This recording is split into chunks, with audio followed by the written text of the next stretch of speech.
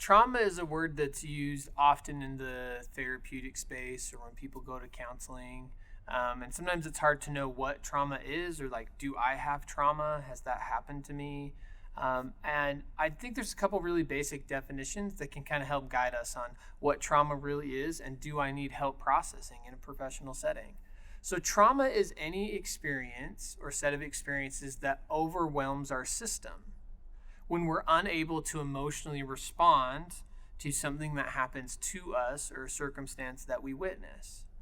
And so if things that happened to us in the past didn't bother us today, then we would all just be super healthy, happy people. So trauma represents not that experience that happened, but the stuckness around it that happened that has followed us through into our lives today. So there's a couple different ways to see trauma. And I like to represent it this way. If this is our emotional experience, right? This balloon is containing our emotional container and capacity. This is what I like to call acute or big T trauma. When something so dramatic and big happens, so this would be a sexual assault, a car accident, witnessing someone dying, the things that clearly in our mind, we are like, whoa, that was a really big emotional experience. That's what I like to call a big T trauma. But the other form of trauma that goes less noticed is what I like to call little t trauma or chronic trauma. And it looks like this. Imagine having a primary caregiver who never said that they loved you, never had a mom or a dad or a parent figure say, I love you. If that happens on one day or 1 week of your entire childhood and developmental years, probably not that traumatizing.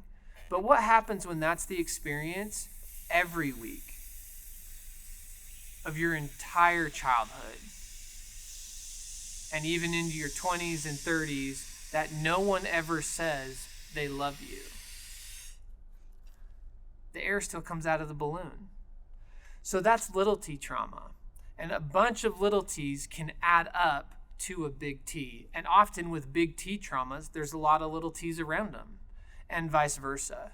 Trauma compromises our ability to be who we want to be today because we're stuck. And that can happen in so many different ways. And so what I want to assure you is if you think it was trauma, it was. If you feel stuck, believe yourself. There is something there. Trauma has happened. And you can find healing. A quote I love from the book, The Body Keeps the Score, is this.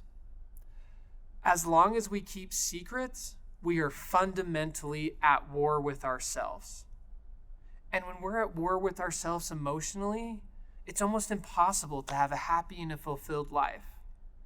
So I invite you to look and see if there is trauma and that's a part of your life. I'm happy to help. And what I can do here is, as a guide, stand by you and help you step into that truth inside of you, finding it, knowing it, and being able to see it and heal it. We often say at Onsite, in my work there, that what we can't see, we can't feel. And what we can't feel, we can't heal. And I want you to know I'm more than willing to step into that place so that you can be seen, and to create the container and hold the space so that you can feel, so that ultimately you'll be able to heal.